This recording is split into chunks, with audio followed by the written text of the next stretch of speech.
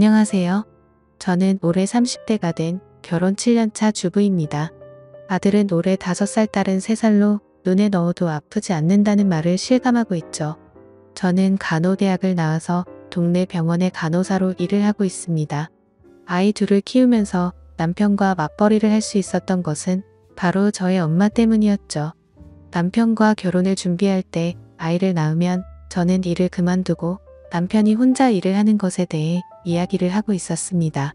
그렇지만 그때 저는 대학을 갓 졸업해서 일을 시작한 지 겨우 6개월이 지났을 때였고, 아이가 바로 생겨서 일을 그만두게 되면 지금까지 해왔던 공부가 너무 아깝다는 생각이 들었습니다.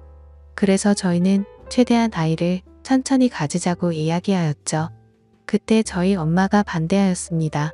아이는 젊을 때 낳는 것이 좋다고 하시면서 엄마 집 근처로 신혼집을 마련하면 자신이 아이를 돌봐주겠다고 하였죠. 저도 그렇고 남편도 그렇고 엄마가 아이를 돌봐주면 그것만큼 마음이 편한 일이 없잖아요. 그래서 원래 제가 살던 곳에 신혼집을 장만하고 저희는 결혼을 하였습니다. 남편은 저보다 3살이 많은 직장인이었습니다. 우리는 친구의 소개로 만나서 1년 정도 연애하고 결혼을 하였지요. 남편의 아버지께서는 대학교 교수님이셨고 어머니는 일반 주부셨습니다. 대학교 교수가 돈을 얼마나 잘 버는지는 모르겠지만 그래도 꽤 풍족하게 자란 것 같았죠. 저희 결혼할 때도 시아버지께서 많이 신경을 써주셔서 신혼집도 장만하고 그랬거든요. 제 남편에게는 형이 한 분 있었는데 남편보다 2살이 많았습니다. 그런데 남편과는 아주 반대 성격의 사람이었죠. 남편은 공대를 나와서 졸업하고 바로 회사에 취직한 케이스였죠. 그리고 누가 봐도 성실하고 공부 잘하는 스타일이었습니다. 그에 비해 아주버님은 미술을 전공하고 1년 중 절반은 해외여행을 다니면서 자유롭게 인생을 즐기는 사람이었죠. 뚜렷한 직업 없이 디자인 의뢰가 오면 그때그때 일하시는 프리랜서였죠. 저는 좀 보수적인 성향이 있어서 그런 아주버님을 자리에 못 다는 편이었습니다. 어쩌면 저의 이러한 성향 때문에 제 남편에게 반해서 결혼까지 한 것 같아요. 자유로운 성향의 아주버님이어서 제 남편이 저와 먼저 결혼하고 아주버님은 결혼에는 관심도 없어 보였습니다. 저희가 결혼하고 1년 뒤 저는 임신을 하게 되었죠. 시부모님에게 임신 사실을 알리자 시부모님은 너무 좋아하시면서 맛있는 것을 사주겠다고 주말에 나오라고 하셨죠. 그래서 식당을 예약하려고 하는데 시어머니께서 어른 6명으로 예약해 달라는 겁니다. 제가 의아해서 왜 6명인지 물어보자 시어머니는 아주버님이 여자친구를 데리고 와서 가족들에게 인사를 시키겠다고 하였습니다. 남편은 그 말을 듣고 많이 놀라며 말했습니다. 지금까지 형이 10명 넘게 여자 만났는데 부모님한테 처음으로 인사시키는 거야. 이거 왠지 결혼 생각도 있어 보이는데. 그래, 그러면 잘 된 거지. 아주버님도 언제까지 혼자서 저렇게 살 수는 없잖아. 빨리 짝 찾아서 결혼해야지. 주말이 되었고 저희 식구는 식당에 모였습니다. 시부모님은 저에게 수고했다면서 몸 조심하라고 격려도 해주시고 기분이 너무 좋아 보이셨습니다. 그때 아주버님이 여자친구와 함께 식당으로 들어왔습니다. 그런데 아주버님의 여자친구를 보자마자 저는 너무 놀라고 말았죠. 그 여자친구는 바로 저의 대학교 동기였습니다. 저랑 그렇게 친하지는 않았지만 서로 얼굴은 아는 사이였죠. 저 같은 경우는 학생을 더하고 학교 생활을 좀 활발하게 한 편이었고 아주버님의 여자친구는 학교 활동도 잘 안 하는 조용한 학생이었습니다. 그런데 키도 크고 좀 마른 편이고 얼굴도 하얗고 예쁘기 때문에 아르바이트로 쇼핑몰 모델도 한다는 소문이 있었습니다. 저는 이런 자리에서 그 친구를 만날 거라는 생각을 하지도 못했었는데 세상 참 좁다는 생각이 들었습니다. 아주버님이 여자친구를 데리고 와서 저에게 인사를 시키는데 그 친구도 저를 알아보고 반갑게 인사를 하더군요. 솔직히 그렇게 반갑지는 않았지만 저도 매우 반가운 척 인사를 했습니다. 그런데 원래는 제 임신을 축하하기 위해서 모인 자리였는데 순식간에 아주버님의 여자친구를 인사시키는 자리로 바뀌어버린 것이 좀 서운해졌죠. 키를 내지 않기 위해 무진장 애를 써서 사람들은 몰랐겠죠. 인사를 했습니다. 저도 제가 마음이 임신을 왔다는 것은 인정합니다. 그럼에도 서운한 마음이 드는 것은 제가 어떻게 할 수 없는 일이었습니다. 그리고 저보다는 제 뱃속에 있는 아이가 잊혀진 것 같아 더 서운한 느낌이 들었죠. 집으로 돌아가서 저는 대학교 친구에게 전화를 했습니다. 그리고 식당에서 있었던 일을 이야기했죠. 친구는 놀라면서 말했습니다. 걔 있잖아. 남자 소문 엄청 안 좋잖아. 진짜 난 모르는데 학교에서 만나는 사람 없었던 걸로 아는데 학교에서는 없었지. 그런데 걔 쇼핑몰 모델 했었잖아. 그러면서 유부남 사진 기사랑 바람도 났었다고 그러고 남자 모델들하고 엄청 만나고 다녔대. 그리고 홍대 클럽 가면 걔 모르는 사람 없다고 그러더라. 이내 아주버님한테 조심하시라고 전해드려. 저는 친구의 말을 듣자 예전 학교에 떠돌던 소문들이 기억났습니다. 어떤 교수와 사귄다는 소문도 있었고 같은 대학교 운동선수랑 사귄다는 소문도 있었죠. 저는 아주버님이랑 그 친구랑 사귀는 것이 솔직히 말해서 싫었습니다. 제가 아주버니 미래 왈가왈부할 것은 아니지만 그래도 남편의 형님인데 그런 소문 안 좋은 여자를 만난다는 것이 마음에 걸렸죠. 구정이 되었고 저희는 시댁에 갔습니다. 시댁에 도착하니 아주버님과 그 친구가 와 있었습니다. 그 친구는 어머니를 도와서 전을 부치고 있었죠. 제가 일을 도와드리려고 하자 시어머니께서는 임신한 사람은 일하지 말고 쉬라고 하셨습니다. 그러면서 저 대신 남편을 불러서 음식하는 것을 도우라고 하셨습니다. 저는 식탁에 앉아 계신 아주버님 옆에 앉아서 이런저런 이야기를 하였습니다. 제가 아주버님에게 물어보았습니다. 아주버님 여자친구는 어떻게 만났어요? 제가 이번에 태국으로 혼자 여행을 갔었는데 여자친구도 혼자서 여행을 왔더라고요. 그래서 같이 밥 먹고 관광도 같이 다니다가 사귀게 되었죠. 와, 여행 가서 만나다니 로맨틱하네요. 이런 말하면 팔불줄 같지만 여자친구가 좀 예쁘잖아요. 그래서 제가 열심히 쫓아다닌 거죠. 맞아요. 대학교 때도 예쁘다고 남자들이 끊이지 않는다고 그러더라고요. 그러자 아주버님은 의미 있는 표정으로 저에게 물었습니다. 그래요. 대학교 때 인기 많았어요. 그게 저랑은 그렇게 안 친해서 잘은 모르거든요. 그런데 교수님이랑 사귄다는 소문도 있었고 쇼핑몰 모델하면서 모델들이랑 만난다는 소문도 있었고요. 그리고 홍백클럽에서도 유명하다는 소문도 있었고요. 그러자 아주버님은 웃으면서 말했습니다. 그렇게 인기 많은 애가 내 여자친구라니 기분 좋은데요. 저는 제 귀를 의심했습니다. 아니, 남자 소문이 안 좋았다고 귀뜸을 해줬는데 그걸 인기 많은 여자 만났다고 좋아하다니 제 기준으로는 이해가 되지 않았습니다. 잠시 후 온 가족들이 둘러앉아 저녁을 먹고 있는데 아주버님이 웃으며 그 친구에게 말했습니다. 더 대학교 때 남자들한테 완전 인기 많았다면서. 그러자 그 친구는 어쩔 줄 몰라 하면서 말했죠. 아니야, 나 그런 적 없어. 그게 부끄러워할 일이야. 자랑스러워할 일이지. 내 여자친구가 예쁘다는 모든 남자들이 인정한다는 소리잖아. 난 기분이 좋은데. 그러면서 허탕하게 붙는 것이었죠. 그리고 시부모님에게 그 친구와 결혼을 하겠다고 말하는 것이었습니다. 그러자 저를 제외한 모든 가족들이 격하게 축하를 해주었습니다. 특히 시어머니께서 많이 좋아하셨죠.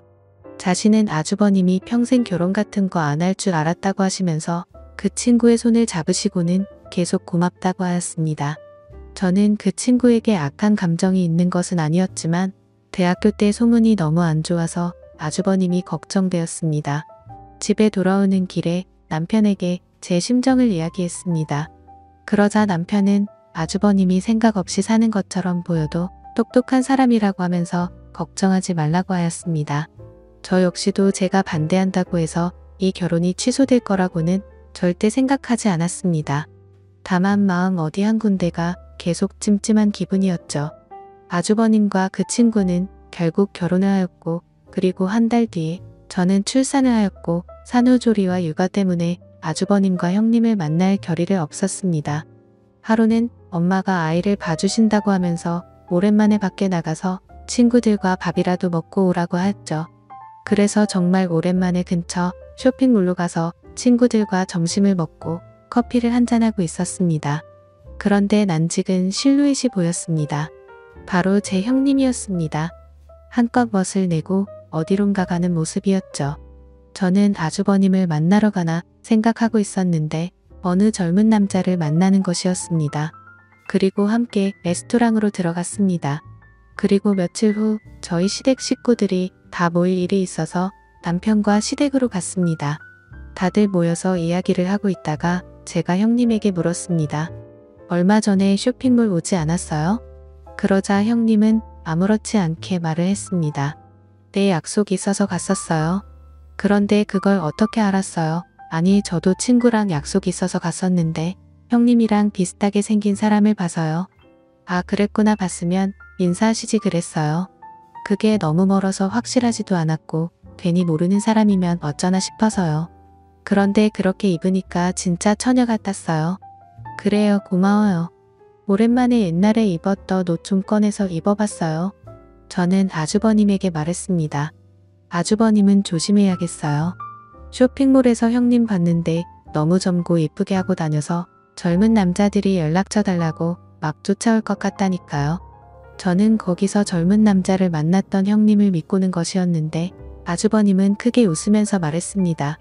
그러니까요. 이거 혼인신고서라도 코팅해서 목걸이로 걸어줘야겠어요. 그래야 안심이 되지. 하하하. 안녕하세요. 저는 올해 30대가 되어 저는 아주버님의 아무렇지도 않은 듯한 반응에 또 놀라고 말했습니다. 저는 좀 더 강하게 말하였습니다. 형님, 그런데 그 사람 누구예요? 잘생겼던데. 제 말을 들은 아주버님이 형님에게 물었습니다. 뭐야, 그날 가서 남자 만났어? 그러자 형님은 당당하게 말했습니다. 친한 동생이 이번에 취직했다고 맛있는 거 사주겠다고 해서 나갔었어. 그러자 아주버님은 형님에게 말했습니다. 그래서 맛있는 건 왕창 얻어먹고 왔어. 당연하지. 그날 배 터지게 먹고 왔어. 잘했어. 저는 두 사람의 대화를 듣고 좀 어이가 없었습니다. 아주버님에게 누구 만나는지 말도 안 하고 나가서 젊은 남자를 만나고 왔는데 그걸 또 아무렇지도 않게 넘어가는 아주버님도 이해가 안 갔습니다. 명절 때 시댁에 다들 모여서 식사를 하던 중에 과거 형님이 쇼핑몰 모델이었다는 이야기를 제가 했었습니다. 그리고 제가 예전 사진을 찾아서 아주버님에게 보여주었죠. 예전 사진 중에는 노출이 좀 있는 사진도 있었고 남자 모델들과 찍은 사진도 있었죠. 그러면서 저는 은근슬쩍 말했습니다. 너무 예쁘지 않아요? 이때는 남자들한테 그렇게 인기가 많았어요. 라고 말하자 아주버님은 또 껄껄 웃으시며 말했습니다. 진짜 인기 많을 만하네요.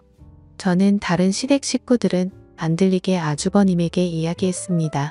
아주버님, 이런 사진 찍는 거나 남자한테 인기 많았다는 거 아무렇지도 않아요. 그러자 아주버님은 별일 아니라는 식으로 이야기했습니다. 어렸을 때 이 사람 저 사람 만나봐. 야제 나중에 실수하지 않는 거라고 생각해요. 그리고 대학교 때 면접 만나기 전이잖아요. 저랑 만나고 나서 잘하면 됐지 이전에 어땠는지는 별로 신경 안 써요. 저는 그날 이후로는 아주버님과 형님에 대해서 아무 말도 하지 않았습니다. 아주버님이 저렇게 생각하는데 제가 말을 꺼내봤자 무슨 의미가 있겠. 그렇지만 형님의 과거가 신경 쓰이는 것은 어쩔 수 없었습니다. 오지랖이라고 할 수도 있겠지만 아주버님도 가족인데 신경 안 쓰는 것도 도리가 아닌 것 같았고 그냥 혼자서 스트레스 받으며 지내고 있었죠. 그러던 중 시어머니께서 교통사고로 갑작스럽게 돌아가시고 말았습니다.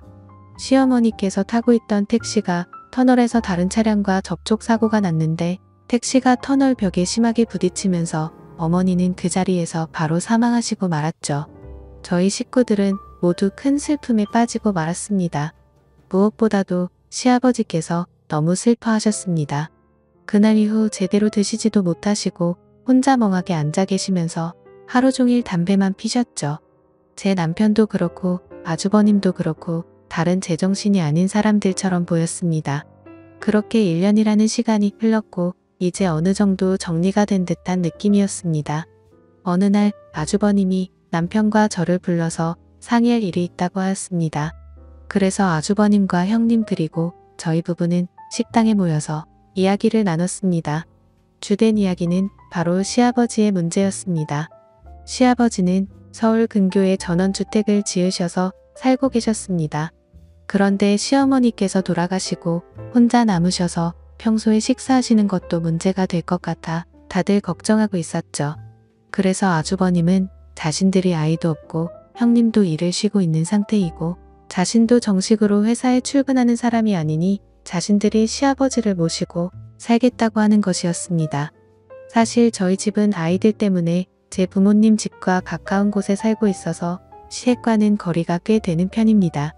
그래서 평소에도 시댁에 자주 가기가 힘들었죠. 그에 비해 아주버님들은 원래도 시댁 근처에 있었고 평소에도 자주 시부모님을 찾아뵈어서 형님도 그렇고 시부모님과 매우 친하게 지내고 있었습니다. 아주버님은 자신들이 살고 있는 집을 처분하고 시아버지의 주택으로 가겠다고 한 것이었죠. 제 남편은 아주버님에게 너무 미안해하며 고마워했죠. 저도 일단은 아주버님의 의견에 찬성하였습니다만 왠지 기분이 안 좋은 느낌이 들었습니다. 저는 집으로 돌아오면서 남편에게 말했죠. 아주버님이 갑자기 아버지를 모시겠다고 그럴까? 이제 아빠도 혼자시잖아. 그럼 혼자 되셨을 때부터 모셨어야 되는 거 아니야. 왜 갑자기 그럴까 몰라. 그냥 형수가 아버님 곧 모시고 살고 싶다고 그랬대. 아무래도 아빠 혼자 계시는 게 마음에 걸렸나 보지. 형님이 억울해서 형도 아버지 모시고 사는 거 결심한 거라고 그러더라고. 저는 뭔가 느낌이 안 좋았습니다. 형님이 아무래도 아버님이 사시는 그 전원주택을 노리고 그곳에 들어가는 느낌이었습니다. 그 주택은 넓기도 하고 가격도 꽤 되는 것으로 알고 있었죠. 저는 남편에게 말은 못하고 형님이 차 메어 갔다는 생각이 들었습니다. 괜히 이런 이야기했다가 남편이 괜한 오해한다고 뭐라고 할 것 같았죠. 솔직히 저희는 그 전원주택 없어도 사는데 아무 지장도 없고 그리고 지금까지 욕심을 내본 적도 없습니다. 그런데 사람이 참 감사한 게 형님이 그 주택을 노린다는 생각이 들자 저도 갑자기 그 주택에 사심이 욕심이 생기더라고요. 저는 집으로 돌아와서도 계속 욕심을 내지 말자 다짐했습니다. 그래 형님이 아버님을 모시고 사는 것만으로도 충분히 집값 하는 거야. 그러니까 이해하자. 하지만 마음은 그렇지 않았죠. 추석 연휴가 다가왔고 제가 다니던 병원이 때마침 인테리어 공사를 하게 되어서 저는 의도치 않게 10일이 넘는 휴가를 얻게 되었습니다. 그냥 집에서 푹 쉬고 싶었는데 아이들이 놀러 가고 싶다고 노래를 부르더군요. 그래서 이번에 시아버지 댁에 며칠간이 있을 결심을 했습니다. 아주버님과 형님 사이에는 아직 아이가 없었고 저희는 아이가 둘이나 있었죠. 그리고 시아버지께서는 저희 아이들만 보면 뒤로 넘어갈 정도로 아끼고 좋아하셨습니다.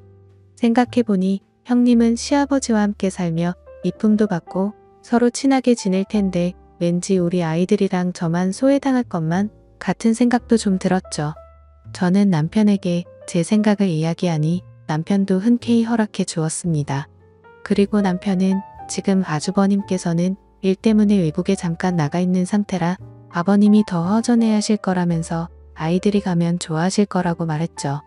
저는 짐을 챙겨 아이들과 시아버지 댁으로 갔죠. 저희가 가자 시아버지와 형님은 너무 좋아하더라고요. 아이들도 시골의 좋은 공기를 마시면서 마당에서 시아버지와 함께 놀며 즐거운 시간을 보냈습니다. 저는 옆에 형님이 있는 것을 보고 형님 시골에 온 지도 이제 2년째인데 어때요? 살만해요? 네, 좋아요. 공기도 좋고 여유롭고 그런데 좀 심심하지 않아요. 여기 보니까 근처에 아무것도 없던데 그렇게 심심할 겨를도 없어요. 집안일 하고 아버님 챙겨드리고 그러면 하루가 다 지나가 있어요. 그때 아이들과 함께 있던 시아버지께서 좀 피곤하신지 자리에 털썩 앉으셨습니다. 그러자 형님은 급하게 시아버지에게 달려갔고 시아버지를 부축하였습니다. 그리고 시아버지는 그런 형님이 고마운지 형님의 손을 꼭 잡고 일어나셔서 형님의 어깨를 토닥여 주셨죠. 저는 속으로 두 사람이 함께 살면서 많이 친해졌구나 하고 생각했습니다. 그날 밤 저는 아이들과 함께 있다가 초저녁에 잠이 들었습니다. 그래서 밤 10시쯤에 눈을 떴습니다. 다들 잠을 자는지 밖은 조용했지요. 저는 물을 마시려고 거실로 나왔는데 시아버지 방에서 이상한 소리가 들리는 것이었습니다. 저는 시아버지의 방문에 귀를 가까이 가져갔습니다. 그러자 시아버지의 거친 숨소리가 들려왔습니다. 저는 너무 놀라서 하마터면 들고 있던 물컵을 떨어뜨릴 뻔했죠. 저는 심호흡을 하고 다시 귀를 가까이 댔습니다. 분명 시아버지의 거친 숨소리가 들렸습니다. 정확하진 않아도 소리를 참는 듯한 소리였죠. 그리고 얼마 뒤 그 소리는 사라졌습니다. 그리고 뒤이어 들려오는 또 하나의 숨소리가 있었죠. 그것은 여성이 가는 한숨소리였습니다. 그리고 여성의 목소리가 들렸습니다. 그 목소리는 바로 형님의 목소리였습니다. 아버님, 아무래도 동서랑 조카들이 와서 지금 시간에는 힘들 것 같아요. 내일부터는 1시간 정도 뒤에 올게요. 조금만 참으세요. 아셨죠? 그래, 우리 세아가 없었으면 어쩔 뻔했니? 아니에요. 제가 좋아서 이러는 건데요. 저는 그들의 대화를 듣고 심장이 떨어지는 듯한 느낌이었습니다. 그리고 달그락거리는 소리가 들려서 저는 얼른 아이들이 있는 방으로 들어왔습니다.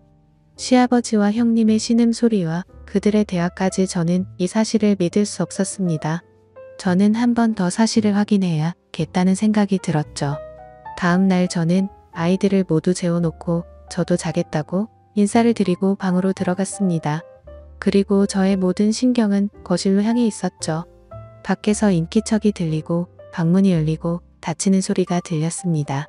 저는 몰래 나와서 시아버지 방 앞에 서서 방문에 귀를 댔습니다.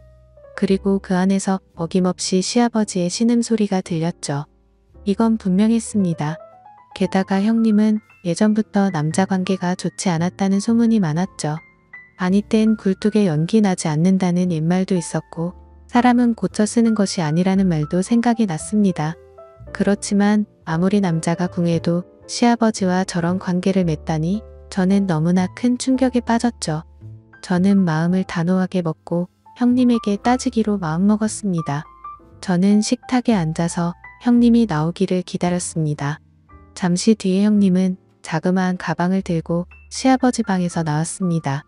그리고 식탁에 불이 켜져 있는 것을 보고는 화들짝 놀랐죠. 저는 형님에게 차갑게 말했습니다. 잠깐 저랑 말 좀 해요. 그러자 형님은 알겠다고 하면서 식탁에 앉았습니다. 저는 단도직입적으로 물었습니다. 이 야심한 밤에 아버님 방에서 뭐 하고 있었던 거예요? 형님은 아무 말도 못하고 고개를 숙였습니다. 저는 말을 이어갔습니다. 아니, 왜 아무 말도 못해요? 이러는 거 아주버님은 알고 계세요, 네? 그이는 알고 있죠. 그리고 그이가 부탁한 일이기도 하고요. 저는 그 말을 듣고 너무 놀랐습니다. 뭐라고요? 아주버님이 부탁을 했다고요? 아니, 세상에 어떻게, 아마 도련님이었어도 그랬을 거예요. 그러니까 너무 뭐라고 하지 마세요. 저는 그 말이 더욱 어이가 없었습니다. 뭐라고요? 내 남편이어도 그랬다고요? 그러자 형님은 담담히 말했죠. 네, 동서도 나랑 같이 간호학과 나왔고 지금도 간호사로 일하고 있으니까 동서도 할 수 있는 일이죠. 저는 그 말을 듣고 좀 당황스러웠습니다. 그게 무슨 말이에요? 간호사랑 그거랑 무슨 상관이에요? 그러자 형님은 모든 사실을 털어놓았습니다. 사실 시어머님이 돌아가시고 아주버님께서 시아버지를 모시고 살고 싶어 했는데 시아버님이 급고사양해서 함께 살지 못했다고 합니다. 그 스트레스 때문인지 건강이 많이 안 좋아지시더니 결국엔 급성으로 당뇨병에 걸리셨고 인슐린 주사를 주기적으로 맞아야 한다고 하였죠. 시아버지께서는 저와 남편이 걱정할까봐 말을 안 하셨고 형님과 아주버님이 함께 살면서 시아버지를 돌보고 있었던 것이었습니다. 저는 형님의 말을 듣고 이상한 생각을 한 제 자신이 너무 부끄러웠습니다. 저는 형님에게 오해해서 미안하다고 하며 제가 그동안 형님을 나쁘게 생각했었다고 고백을 했죠. 그러자 형님은 웃으며 말했습니다. 저도 제가 소문이 이상하게 난 거 알고 있어요. 그리고 동서가 저 별로 좋아하지 않는 것도 알고 있었고요. 그런데 언젠가 동서도 진실을 알겠지 하고 생각했어요. 동서 저 그렇게 나쁜 사람 아니에요. 그리고 20살 때 처음 동서를 봤을 때부터 동서랑 친하게 지내고 싶었어요. 이제 10년이 훌쩍 지났지만 앞으로 친구처럼 지내요.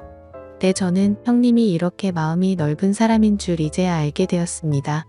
그리고 편협하게 형님을 생각했던 제 자신을 후회했죠. 저는 형님에게 말했습니다.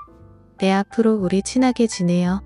그리고 저도 주말에 와서 아버님 챙길 테니까 아주버님이랑 주말에 놀러도 가고 그러세요. 저도 이 집 며느리인데 이런 일은 함께 해야죠. 그렇게 저에게는 또 하나의 가족과 가장 친한 친구가 생겼습니다. 지금까지 제 사연을 들어주셔서 감사합니다.